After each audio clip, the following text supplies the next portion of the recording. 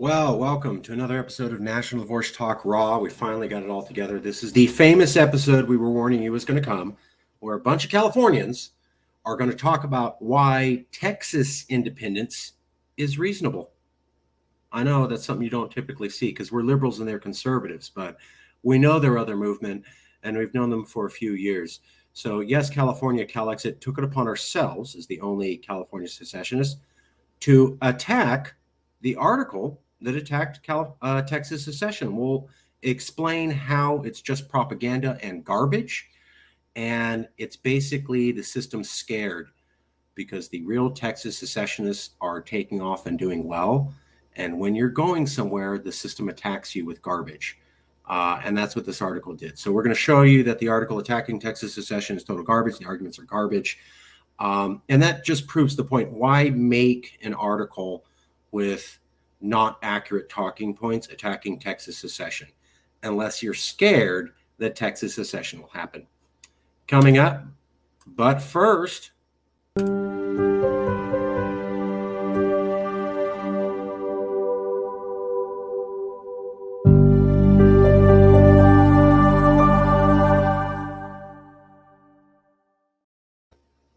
yes, this is the famous historical episode where you have liberal Californians defending conservative Texans and their right to secede and pointing out how they are not crazy. Something you won't typically see anywhere. But we got the facts and we'll cover it right now for you. Let me show you what we're working on and then we'll start to refute it. Here we go. So this is the article and it's called Texas Monthly. Are Texas Republicans serious about secession? Calls for independence are growing louder on the right. Maybe that would change if Texans understood the costs of the move. This is basically an attack article in Texas Monthly aimed at Texas Republicans, telling them how nobody's really serious about secession in Texas, and Texas Republicans aren't really serious about secession. So if you're a Texas Republican, you don't need to think about this or talk about it because nobody's seriously thinking about it, and it's a laughable concept. So this is the article. I'm going to show you the attacks they made and the facts that they left out. So here you go. Wanted to prove that to you. Now, the first attack that they made was this one. Well, actually, first, let me do this. Call out the Daniel Miller.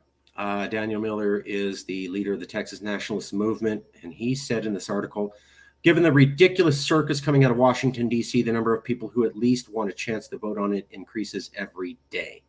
We find the same thing here in California. And I also wanted to point this out about Daniel Miller. He opposes the use of violence for political ends. The man has always told me that, said that repeatedly, and it was at least nice in this attack article on his movement that they at least acknowledged that he was against violence. They do point out that there was some support. Said support for Texas independence was in the single digits as recently as 2005. By 2009, following President Barack Obama's election, a Rasmussen report poll found that 31% of Texans would vote for secession. Now, here's the first attack angle. I wanted to give you a little context on Daniel Miller, a little bit of context of what they're saying and what the article is, but here's the first attack. So, few seasoned political observers take the notion of secession in Texas seriously. So, real people who study politics in Texas don't take this seriously. Cal Jillison, a professor at political science at a top Texas university, sounds slightly amused when he was asked to gauge the seriousness. So nobody takes this seriously if you're a real political expert in Texas. Here's this Texas professor, and he was laughing when people asked him to take this seriously. So that's the attack. Nobody takes this seriously. It's a joke concept. Nobody takes it seriously. And then they added another professor, William De Soto, a professor of political science at Texas State University, agrees with the other professor. So after they say nobody takes this seriously, and this one professor laughed at this concept, they mention another professor at another Texas university, and he goes, oh, yeah, I totally agree with that other professor. So see, The experts are laughing at you. Nobody takes this seriously. And here's why. The two professors at two Texas universities say this is a laughable concept and nobody takes secession seriously for this reason. This is a quote. Talk to people you know to be Republicans. They may tell you a pollster that they want us to secede, but in their heart of hearts, they know the election wasn't stolen and that Texas isn't going to secede. So it's silly to think about Texas secession as a real thing. Everybody who studies politics is laughing. Here's these two professors that say this is a laughable concept. And the reason Texas secession is a laughable concept is, Republicans may tell pollsters that the election was stolen and they want to secede, but they don't really mean it. They say that, but they don't mean it. And we're professors and we know better. Even though these polls are coming out showing it, we are professors and we know that in their heart of hearts, they don't really mean it. So we professors know better than what the pollsters are saying. And you should also recognize this fact. Polling is a scientific endeavor. It has to be done a specific way. If you do not know polling, you should not be jumping into it. And so to say, ignore these polls because I know better, even though I didn't run my own polls, is not academic. How can you say that you know better if you don't have a contrasting poll? How can you say that you know better than pollsters when you're not a pollster? You have to be a pollster to run a poll because there's certain ways to do it so you don't get misrepresentation out of the data. So how does a professor who's not a pollster and who didn't run a poll, two professors, know better than the actual polls what the heart of hearts of Texans meant? Well, think about that for a second when I point out a few facts. Fact is that in 2010, Rasmussen polling found that 48% of Texas Republicans supported secession. 48, almost half. That fact was conveniently not mentioned. So they said this, about 31% of Texans overall supported secession in 2009. But, Republicans aren't serious about secession. That's what this professor and this professor say. And yet what they didn't mention in the article is this fact. They mention the poll, but they don't mention the numbers. In the poll that they mentioned, where they said 31% back secession, it was actually half of Republicans back secession. Now, somehow in an article, when they're talking about how Republicans don't really back secession, see these two professors think that somehow that article accidentally didn't mention that the poll by Rasmussen in 2009 found out that almost half of Texas Republicans back secession. You will not find that data in the article. They will mention the Rasmussen poll, but they will not use this number. And that's the first highlight. So I'm aware of that poll, but I'm not going to use the number. And I'm going to say something opposite of what that poll says because I'm counting on nobody to actually look at the poll. Think about that. Republicans don't really back secession. Well, actually, 48% of them do. Okay, let's just not mention that statistic in the article. And let's say the opposite of what that statistic says. And let's have some professors back that, but then let's not mention the poll that directly contradicts them. How was that poll accidentally the numbers it found not in the article when they were able to mention the poll itself? That's kind of odd that you would mention the poll and then not put the numbers the poll talked about and then make a total contrasting statement to the poll itself. Almost like you're trying to trick people. Here's another thing, also not mentioned. In poll after poll, about 70% of Republicans say they think Joe Biden isn't the legitimate winner of the 2020 election. 70%, 2/3 of Republicans. Well, these professors are saying, no, Texas Republicans don't really want to secede, and they don't really believe the election was stolen. The poll says 48% of them want to secede. Poll says 70% of them do believe the election's stolen. How come neither one of those polling numbers were mentioned in that article? Why did they just get professors to say, oh, I know it's not like that, but then they weren't able to contrast that by putting hard data from polling that was already taken out into the article? Why have two professors say oranges are orange when you have a poll that says actually oranges are red? But we're not going to mention those poll or those numbers. We're just going to mention what the professor said. Like you're trying to trick people and mislead them by not mentioning relevant data and saying the exact opposite of what the numbers show.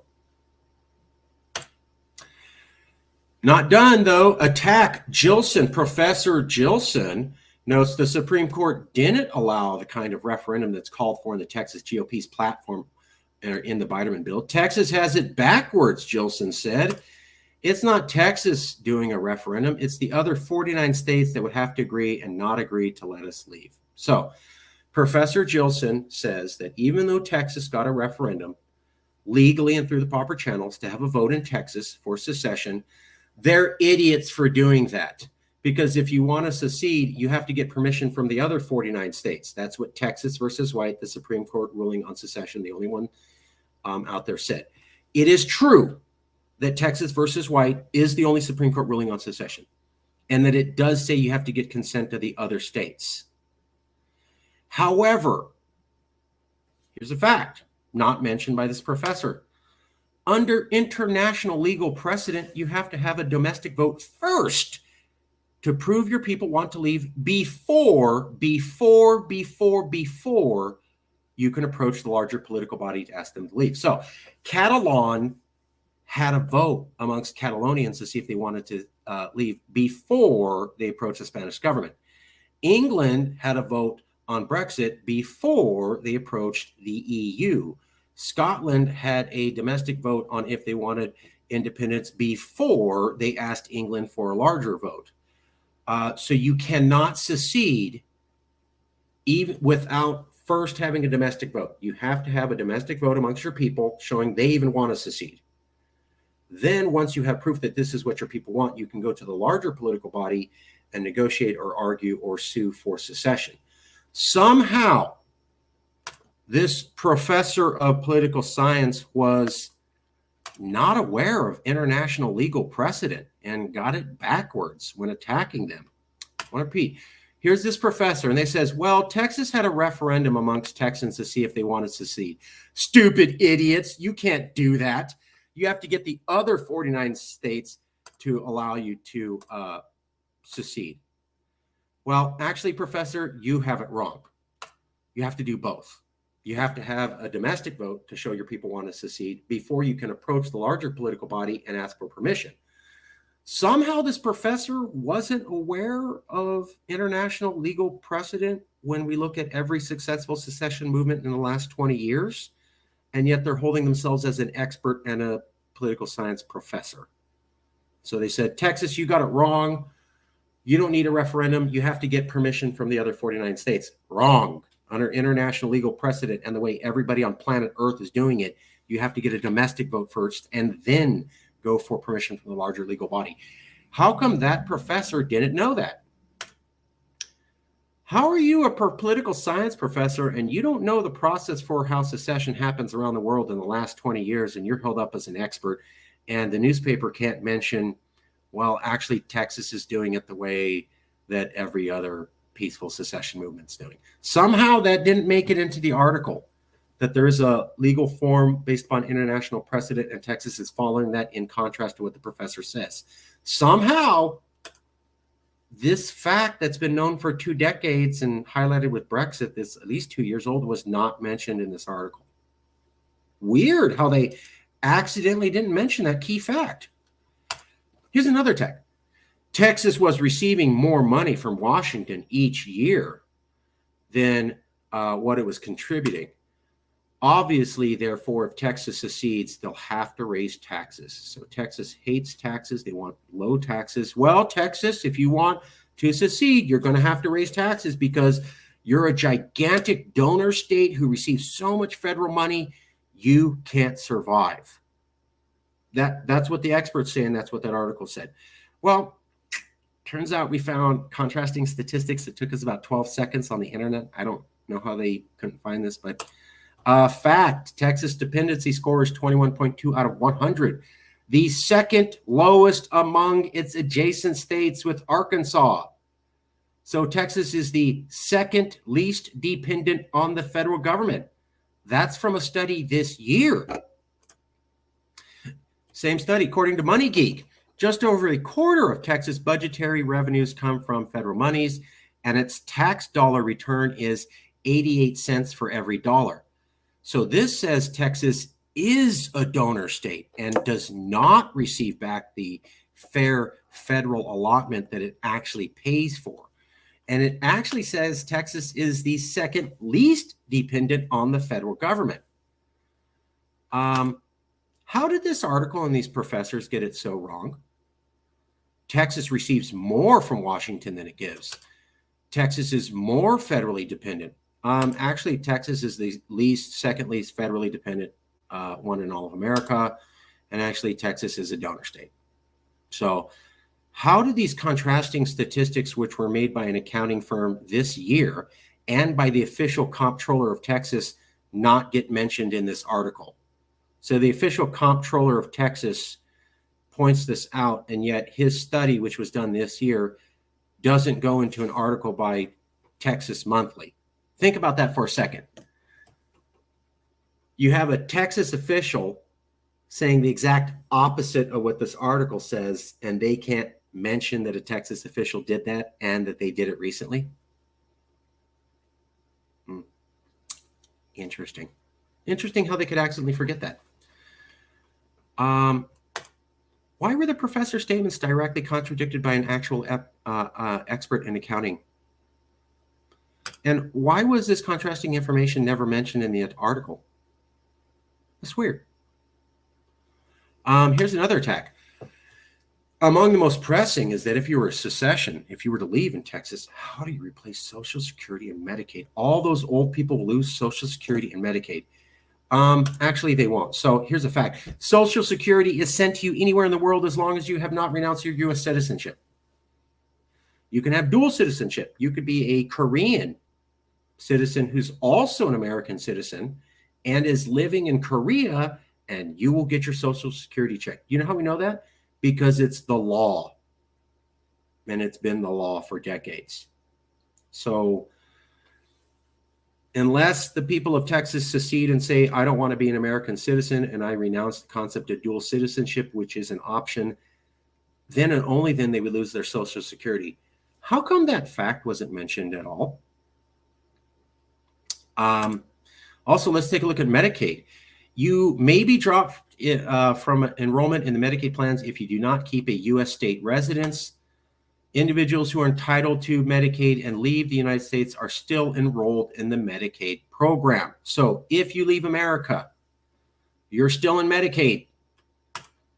As long as you keep a residency someplace in America, you could live outside of America. And as you know, residency only means that you have to visit occasionally. So again, if you keep your American citizenship and you have Texas citizenship, you do not lose Social Security. It still has to be sent to you. And as long as you had some sort of residency or mail being sent to someplace back in America, you could be a dual Texas citizen and American citizen, and you would still be entitled to Medicaid.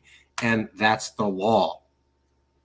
So how come these facts that took us 12 seconds to find regarding Medicaid and Social Security couldn't be mentioned in the article? The article says you could lose your Social Security and Medicaid. We double-checked that in 12 seconds and found out that's not exactly true. None of this information's in the article. They just say, oh, you lose it. And they don't talk about, well, you know, Social Security has to be sent to you anywhere in the world, and that's a law. Completely not mentioned in the article. Okay, here's my favorite one. Jim Henson, director of the Texas Politics Project at the University of Texas at Austin, notes that secessionist sentiments often include a racial overtone that shouldn't be ignored. And then they provide no examples of that in the article at all. Now, my family left Texas because we found it to be racist. And for me, in the California standards, I still feel that way. But we're not talking about that. We're talking about fair attacks on Texas secession. And when you have somebody go, Texas is a donor state and you'll lose Social Security and you'll have the debt and you won't be able to afford this and this problem and this problem and that problem. Oh, and by the way, very last thing, got to mention this in the article. It's also racist. Okay, in the article. So problem of secession. And then the very last problem is, and you know what? Racism. But they don't provide any examples. It's just kind of like a throw it in there and then attack. I'll show you. And when you see that with no examples, and at the end of the article, it's dog whistling. Oh, after I'm done beating down on these people, let me point out they're racist so you'll just thoroughly walk away, and I'll provide no examples of that at all. So let me show you. So here's the Medicaid information and the Social Security information. Took us seconds to find. Here's the Texas and how it ranks on dependency, analysis by Money Geek, and then there was also analysis by the Texas Comptroller. Texas Comptroller, Glenn Hagar did that. PolitiFact, majority Republicans think Biden is not the correct winner. Daily Kos, 48% of Republicans felt that secession was a good idea. 40% of independents and 39% of all men also in the poll. And here's the attack article. Are Texas Republicans serious about secession? And I want to point out this. This is very standard fare. Okay, so watch this. Here's the top of the article. Texas Republicans serious about secession. Miller. Problems. Secession's not going to work. Secession's not going to work. Nobody's serious. More problems with secession. Secession's not going to work. We're 3/4 into the article. Okay? Article ends here. We are 3/4 into the way of the article. Problems. And last problem. Oh, yeah, by the way, they're racist. And here's the whole statement. Jim Henson, director of the Texas Politics Project at the University of Texas at Austin, notes the secessionist sentiments often include a racial overtone that shouldn't be ignored. I think that the more reactionary politics, whether we call them nativism or white resentment, become more mainstream and more a part of accepted discourse within the Republican Party, the more that the resonance of talking about secession becomes politically important. So, in days after the FBI raid on the Mar-a-Lago in August, Miller released a blistering statement on his website saying Texas can no longer be yoked to the Banana Republic. So, but as Gilson notes, the Supreme Court didn't allow the kind of referendum that's called for in the Texas GOP platform. And the reason I'm saying this is, look, Gilson, the Texas referendum didn't call for the exact right way to secede. That's the paragraph above this paragraph here. All right, so the paragraph above this paragraph here, this is the paragraph that they call them racist. The one right above says they're talking about how the referendum wasn't done right. Then they say they're racist, and then they go, and Daniel Miller said that America's a banana republic after the Mar-a-Lago raid. The point is, this is the only paragraph that talks about racism. The whole conversation about racism with the Texas independence movement is here. It's not mentioned here. It's not mentioned here. Not mentioned here or here, meaning it's not covered in the paragraph above, below. It's just this one. And here's the point. Nowhere in that paragraph is an example. Nowhere. They don't even have one example. By the way, I was in a chat room and I saw this. By the way, I went to an event and I saw the Confederate flag. By the way, one of their leaders made this horrible racist statement in the past. Absolutely nothing. 3/4 of the article slamming Texas secession, and then they go, by the way, they're racist, and provide 0 examples. That's a hit job. So there you go. You've seen it all. Lies. Now, maybe Texas secession shouldn't happen, and maybe Texas people are racist. Some Californians in my family agrees that. But why would you have 2 professors saying nobody believes this seriously, and then you would accidentally not mention these 2 polls?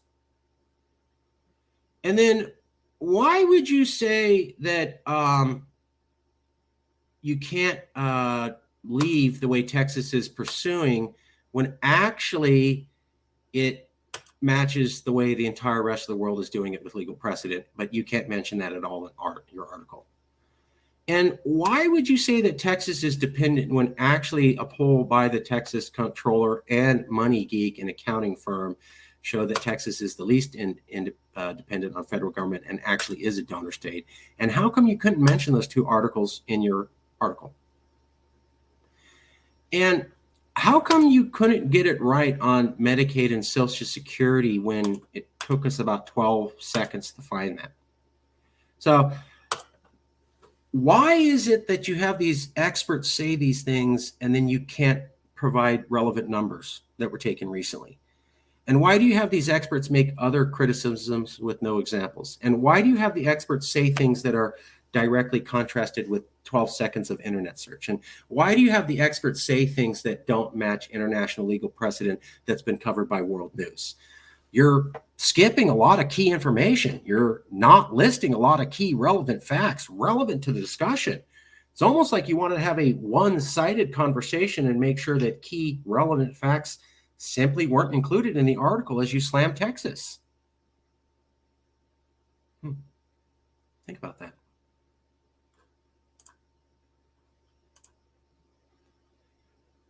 Yep. Again, California values are not shared with Texas values. I don't want to live in Texas. I don't want their values. I love living here. But I also know BS when I see it. And I know lies, and I know when the system's attacking you based upon garbage when I see it.